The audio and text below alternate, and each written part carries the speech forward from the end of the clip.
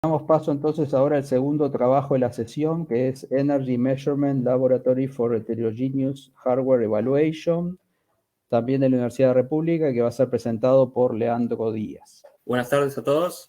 El equipo está conformado por Rodrigo Moreira, Federico Favaro, Juan Pablo Oliver y quienes habla, Leandro Díaz del Instituto de Ingeniería Eléctrica, y por Ernesto Dufrescu del Instituto de Computación.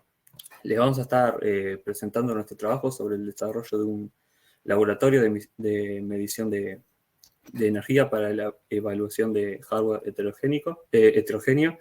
Con este laboratorio buscamos medir eficiencia energética en diferentes plataformas. Particularmente en este trabajo vamos a estar comparando el consumo energético y throughput de una CPU contra una FPGA al procesar un algoritmo de procesamiento de imagen. La agenda que estaremos, de lo que estaríamos hablando, un primer punto de una motivación, por qué acelerar en FPGA. Luego le vamos a presentar el setup para la medida de consumo de energía. Luego brevemente explicamos el algoritmo que se implementó para hacer esa comparación de consumo. Y por último, presentar los resultados y conclusiones y trabajo futuro. Bien, empezando con la motivación, a lo largo de los años, la industria del hardware ha estado históricamente dominada por arquitecturas CPU de un solo core. Aumentando la frecuencia de operación, los proveedores de CPU han podido mejorar constantemente el rendimiento de sus productos sin impacto en la programación. Es decir, un mismo algoritmo año tras año mejoraba su performance debido a que aumentaba la frecuencia de operación. Este aumento de frecuencia viene de la mano con la reducción del tamaño de los transistores año tras año. Con esos transistores podían operarse a voltajes más pequeños, y al reducir su tamaño las capacidades también eran cada vez más chicas, y con eso se permitió aumentar la frecuencia de trabajo, manteniendo la potencia disipada por unidad de área constante. En la gráfica de la derecha vemos del 1970 al 2005 aproximadamente el uso de un solo core, y en verde el aumento de la frecuencia de operación. Pero todo esto es muy lindo, pero llegó al año 2000, este aumento de frecuencia llegó a un tope. A medida que reducimos el tamaño de los transistores, las pérdidas estáticas que inicialmente eran despreciadas aumentan considerablemente al hacer los transistores cada vez más pequeños, y aunque se baje el voltaje de alimentación y las capacidades parásitas, no se puede mantener constante la potencia disipada por unidad de área debido a este aumento en las pérdidas estáticas. Entonces, en el 2005 se llegó a un límite, aproximadamente 4 GHz, donde ya no era viable seguir aumentando la frecuencia de trabajo. Como solución a este problema surge el nacimiento del uso del multicore, solución la cual permitió seguir aumentando la performance. Al usar multicores se está introduciendo al paralelismo, pero este crecimiento no es lineal. Si observamos la gráfica azul, el aumento cuando usamos un core y aumentamos la frecuencia, la performance crecía linealmente, y a partir del uso de multicore esa performance decae un poco, y esto es debido a problemas entre interconexión entre la comunicación que hay que tener con todos esos núcleos, y además si tengo tantos núcleos no los puedo operar todos simultáneamente, porque voy a tener el mismo problema, que no voy a poder disipar toda esa energía. Bien, como habíamos comentado anteriormente, se buscaron alternativas de cómo poder seguir aumentando la performance sin la necesidad de aumentar la frecuencia de operación, y una de estas soluciones fue el uso de multicore. Pero un problema que esta solución tenía es que tiene dificultad para mantener los requisitos de rendimiento en la computación de alto rendimiento. Con esto surge el uso de otras plataformas como la GPU, donde puedo derivar tareas que en la CPU no podía resolver por su alto costo computacional en determinado tiempo, entonces derivo esa tarea que me lleva un gran costo computacional a otras plataformas como la GPU. Y bien, ahora nombrar por arriba las 4 plataformas más usadas. La CPU y la GPU son las más conocidas por la mayoría. Los ASIC son circuitos integrados para aplicaciones específicas. Por lo tanto, ese hardware está hecho a medida para la aplicación, para el algoritmo en particular. Esto tiene como ventaja que es más eficiente que el algoritmo ejecutado en la CPU y GPU, porque ese hardware está diseñado particularmente para ese algoritmo, entonces va a tener una mejor eficiencia, pero presenta el problema que no es reprogramable como la CPU y GPU. Y las FPGA se pueden ver como un punto medio entre la CPU y GPU, y los ASIC, donde tienen esa flexibilidad del software, permitiendo reprogramar el hardware, y a la vez son más eficientes que la CPU y la GPU. Bien, y ahora en esta diapo breve comentario de por qué acelerar la FPGA. En general, la CPU y la GPU tienen un mayor consumo debido a que trabajan a una mayor frecuencia y tienen un overhead en la lógica de control. Por ejemplo, si quiero hacer la operación A más B en la CPU, tengo que ir a buscar la instrucción, decodificarla, buscar los valores, realizar la operación y depositarlos en memoria. Todo ese consumo por ese flujo de datos que tenemos en la CPU, la GPU, lo ahorramos en la FPGA, ya que no tenemos toda esa lógica de control.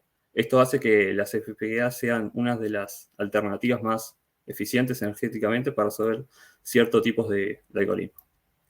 Y anteriormente las FPGAs no eran consideradas por la mayoría de los programadores debido al conocimiento de hardware que debían tener y conocer lenguajes de bajo nivel como Verilog y VHDL.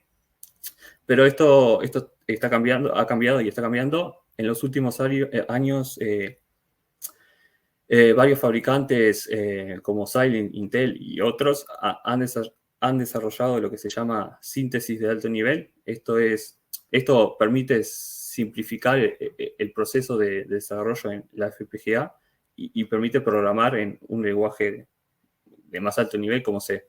Esto permite al desarrollador no enfocarse tanto en cómo ese algoritmo se va a implementar en hardware, sino que puede concentrarse más en el algoritmo. Bien, ahora presentamos las 2 plataformas a comparar.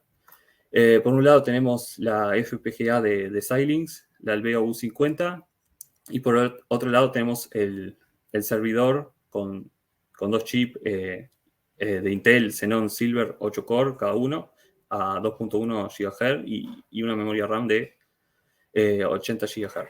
La idea es ejecutar un algoritmo en la FPGA y en la CPU y ver las diferencias.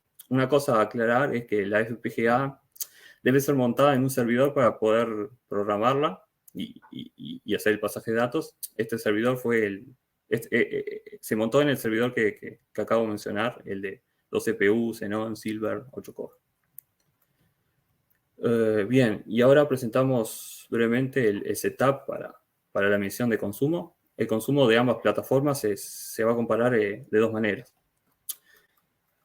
Primero se comparará de forma externa, midiendo directamente de la línea eléctrica AC. Para eso contamos con un equipo, el MGS40, el gris que se ve al lado de la computadora. Ese equipo permite medir directamente el consumo por la línea C y reportarlo por Ethernet o USB a un servidor. Con esto vamos a comparar el consumo de la red eléctrica, tanto ejecutando el algoritmo tanto en la CPU contra la FPGA. Y una cosa a aclarar, que cuando ejecutamos el algoritmo y medimos el consumo de la red en CPU, no vamos a quitar la FPGA del servidor, sino que le vamos a restar el consumo estático que tiene la FPGA por estar ahí inactiva. Luego, en la segunda comparación se va a medir las plataformas individualmente. Primero la CPU. Para medir el consumo de la CPU vamos a usar una característica que tiene el procesador de Intel, que nos va a proporcionar una estimación sobre el consumo de la CPU y la memoria. Esa característica es RAPL. Luego, para el consumo de la FPGA, este chip cuenta con un procesador, con un micro MSP432, que se encarga de medir el consumo que va teniendo la FPGA y reportarla a la placa host. Y luego todas esas formas de medición que nombré anteriormente se automatizan utilizando una librería de Python, PMLib, que básicamente cada determinado tiempo la librería se encarga de ir a buscar esos valores reportados y le va poniendo un timestamp.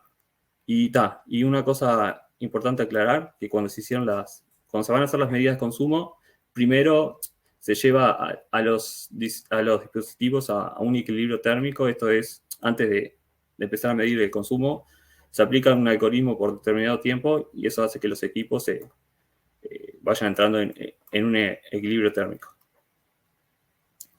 Bien, y acá contarles brevemente el algoritmo que se usó para hacer esa comparación. Es un algoritmo de imágenes. Se busca aplicar una segmentación a una imagen. ¿Qué es una segmentación? Es quedarse con la parte de interés con una parte de interés de la imagen. En este caso tenemos un banco de caramelos y nosotros queríamos quedarnos con los caramelos amarillos. Entonces se le aplica la segmentación a la imagen y el resultado final es el objeto a segmentar, en este caso los caramelos amarillos. Este algoritmo consiste en 4 etapas. Primero una escala de gris, luego se le aplica un threshold, que es donde se va a segmentar, y luego para eliminar el ruido que nos brinda el threshold, se aplican open y closing, que utilizan dos operaciones morfológicas, dilatación y erosión, que nos permiten, a partir de eso, eliminar el ruido. Bien, para la versión CPU se utilizó el algoritmo de segmentación de OpenCV ya implementado, y para la implementación del algoritmo en FPGAs, este algoritmo fue implementado por nosotros. El objetivo de esta implementación es que sea una pipeline, de forma que luego de cierta latencia se consuma y se produzca un píxel por periodo de reloj. La parte de escala de gris se resuelve a nivel de host, luego el host le pasa la imagen a escala de gris a través del puerto PCI a la memoria global. La memoria global es una memoria que está montada en la FPGA que permite el pasaje de datos, la comunicación y el pasaje de datos entre la FPGA y el host. Una vez que el host pasa los datos, la FPGA irá consumiendo los píxeles, procesándolos y depositando en dicha memoria para que el host vuelva a levantar el resultado de la imagen. Luego queríamos aumentar la performance de nuestra implementación en FPGA, y una forma de hacer esto es aumentar la cantidad de píxeles procesados por periodo de reloj, por ciclo. Para esto se particiona la imagen, ¿sí? Y cada partición es procesada por una unidad de cómputo. Una unidad de cómputo es un bloque de hardware dentro de la FPGA encargado de aplicar el algoritmo que implementamos. Es como tenemos ese bloque de hardware y lo clonamos varias veces dentro de la FPGA, entonces cada bloque de hardware se va a encargar de procesar una partición. Con esto conseguimos procesar tantos píxeles por periodo de reloj como partición tengamos. Y hay que agregar cierto overlap que es pequeño en comparación acá con la imagen, que es para que no tengamos efectos de borde cuando le aplicamos el algoritmo a una partición, porque precisamos información de la partición siguiente. Bien, ahora vamos a hablar un poco de los resultados. El primer resultado, analizamos el throughput de las dos plataformas. Aplicamos el algoritmo para imágenes 4K y 8K. Luego, aplicamos el algoritmo para imágenes 4K y 8K. Luego, ese algoritmo ese procesamiento de imágenes fue procesado en una unidad de cómputo hasta 4 para imágenes 4K y de 1 hasta 8 para imágenes 8K. En la segunda columna vemos el throughput que nos llevó a procesar esa imagen en un CPU a través de la librería, a través del algoritmo implementado en OpenCV, luego el throughput de la FPGA de nuestro algoritmo, y por último la aceleración que presenta el algoritmo en FPGA frente a OpenCV. Vemos que para toda partición es más eficiente el algoritmo en la FPGA en términos de throughput, y vemos que para procesar imágenes 4K con 4 unidades de cómputo tenemos una aceleración la FPGA presenta una aceleración de 27 veces más que la de OpenCV, y para imagen 8K 44 veces más. La FPGA presenta 44 veces más una aceleración frente al algoritmo de OpenCV. Y no cambia. Ahí va. Y por último, las medidas de consumo. Para las medidas de consumo también se usaron imágenes 4K, 8K, pero para las 4K solo se usó la de 4 unidades de cómputo, y para 8K la de 8 unidades de cómputo. Teníamos las medidas internas, que era medir directamente de la red de alimentación. La externa es medir solamente la plataforma, la CPU o FPGA. Esa medida de consumo se midió, se corrió el algoritmo para 60 imágenes y se vio la energía necesaria para procesar esas 60 imágenes. Para la CPU, procesar 60 imágenes dan estos resultados. Para la FPGA procesar es menor, y acá vemos la comparación entre FPGA y CPU. Para la FPGA... ¿Sí? Por favor, anda redondeando, Leandro, cuando perdón. estamos medio. Sí. La FPGA presentó un consumo de energía mejor que la FPGA, que la CPU. Como conclusiones, se comparó el throughput y la energía consumida en las dos plataformas. Para la FPGA, el algoritmo implementado presenta un mejor rendimiento en términos de consumo y throughput que para el mismo algoritmo que una CPU. Y como trabajo futuro, la exploración de algoritmos multicore para hacer todo lo mismo, pero nada más que utilizando varios core, y extender los casos de prueba para validar aún más el banco de pruebas, introducir diferentes plataformas de hardware y otros algoritmos. Perdón que no controle el tiempo. Apenas pasadito. Bueno, muchas gracias. No sé si hay preguntas de la audiencia. Yo tal vez puedo ir haciendo una pregunta que me quedó desde que miré el trabajo.